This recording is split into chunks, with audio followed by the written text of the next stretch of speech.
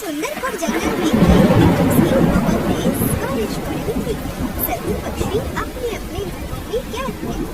बारिश की वजह से कोई भी पक्षी बाहर नहीं जा सकता था।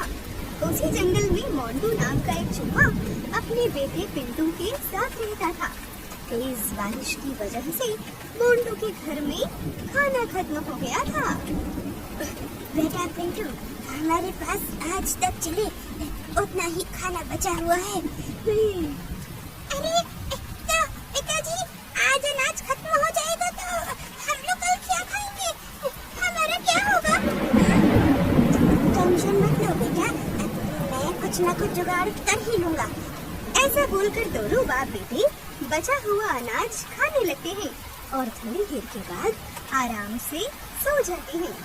वहीं सुबह हो जाती है, लेकिन अभी भी जोरदार बारिश हो रही थी।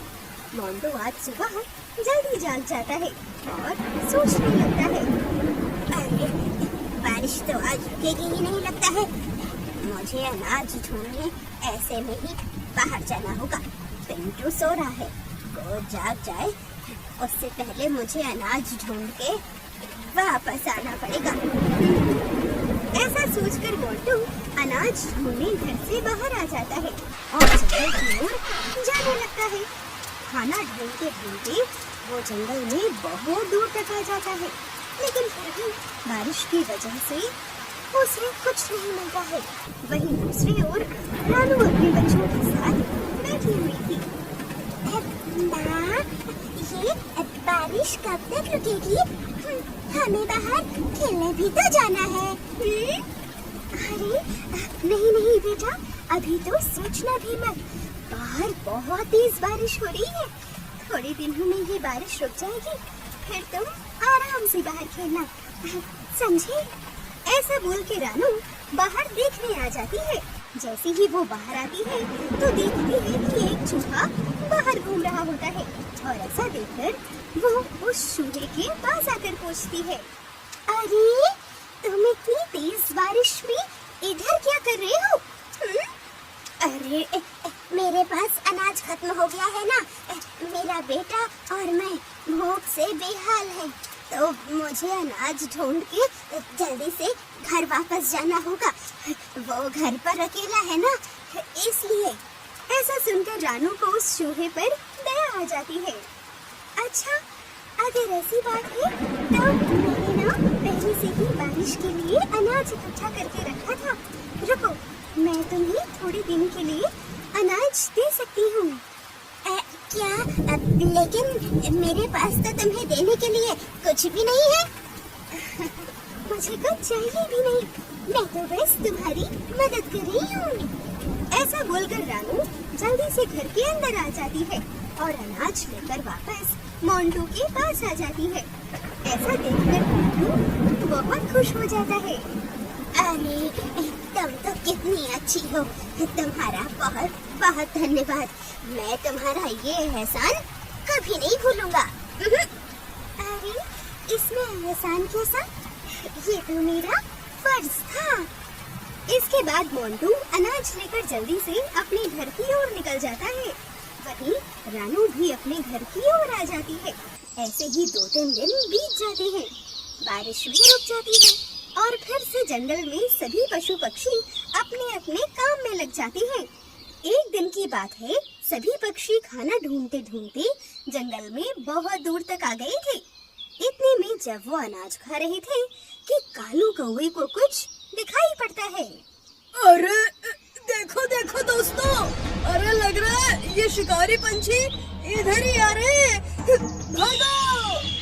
हाँ कालू भैया, आप ठीक कह रहे हैं, ये तो इधर ही आ रहे हैं। हमें कुछ करना होगा। हाँ सही कह रहे हो तुम लोग। अरे जल्दी जल्दी भागो! मीनू मौसी और सभी पक्षी ऐसा बोल ही रहे थे कि इतने में शिकारी पंछियों की उन पर नजर पड़ जाती है और वो और भी तेजी से हमला करने के लिए उनकी ओर आने लगते हैं। ये देखकर सभी पक्षी वहाँ से भागने लगते हैं।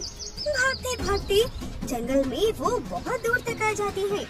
दूसरी ओर मोंटू अपने घर के बाहर बड़े आराम से खाना खा रहा था कि इतने में उसकी नजर रानू पर पड़ती है।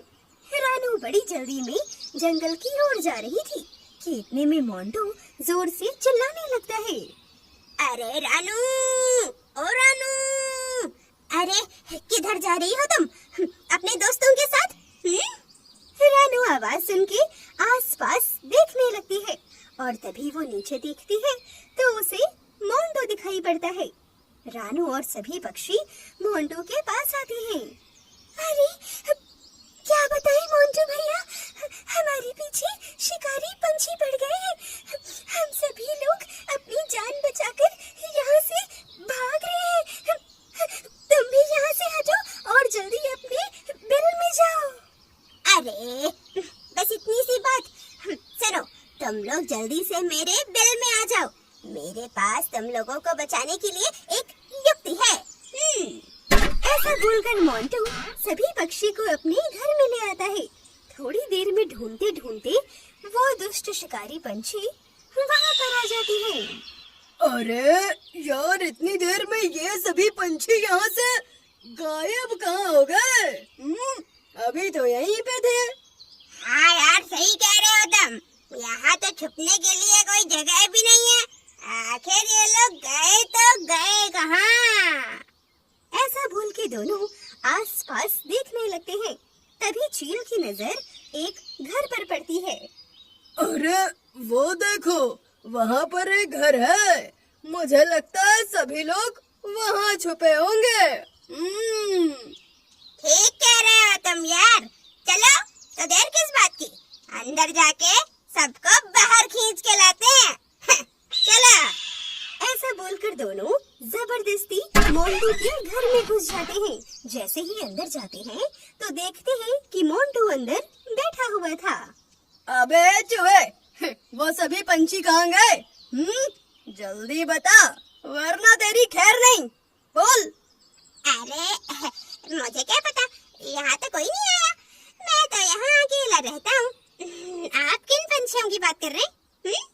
अबे ज्यादा मत बोल, वरना तेरी शान पत्ती अभी निकाल दूंगा, समझा? ऐसा बोल के दोनों घर की तलाशी लेने लगते हैं। पूरा घर देख लेते हैं लेकिन उन्हें कोई नहीं मिलता। अरे यार, ये तो ठीक कह रहा है, यहाँ तो कोई भी नहीं है। लगता है वो लोग यहाँ पर आए ही नहीं है। जरूर से वो लोग जंगल में ही छुपे होंगे। हमें उन्हें ढूंढने वहीं जाना चाहिए। सही कह रहे हो तुम, मुझे भी यही लग रहा है। तो चलो जल्दी यहाँ से चलते हैं, वरना वो हमारे हाथ से निकल जाएंगे। चल बच्चू, अभी के लिए तो हम जा रहे हैं। आज के लिए तो तू बच गया, लेकिन अगर कहीं वो लोग यहाँ मिल जाते तो मार मार कर तेरा कीमा बना डालता मैं, समझा? ऐसा बोलकर दोनों मोंटू के घर से बाहर आ जाते हैं। जैसे ही दोनों जंगल में दूर चले जाते हैं तो मोंटू तुरंत खुरशी हटा देता है। दरअसल मोंटू ने बड़ी चालाकी से सभी पंछियों और अपने बच्चे को अपने घर के बनाए हुए खुफिया कमरे में छिपा दिया था। सभी पंछी वहां पर जाकर बैठ जाते हैं। जैसे ही शिकारी पंछी बाहर आते हैं तो मोंटू सभी को बाहर बुला लेता है और बड़ी चालाकी से सभी को बचा लेता है। मोंटू भाई, तुम्हारा बहुत बहुत शुक्रिया। हम बता नहीं सकते आज तुमने हम पर कितना बड़ा एहसान किया है।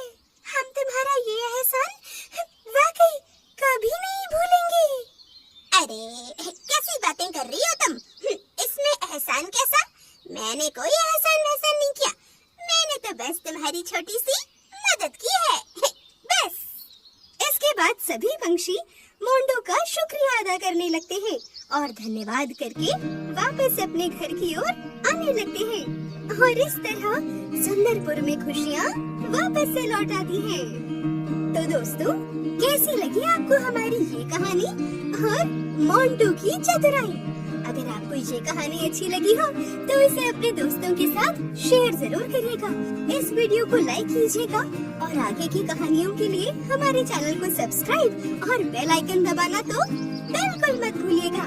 मैं आपसे मिलूंगी अगले वीडियो में किसी नई कहानी, नई सीख के साथ। तब तक के लिए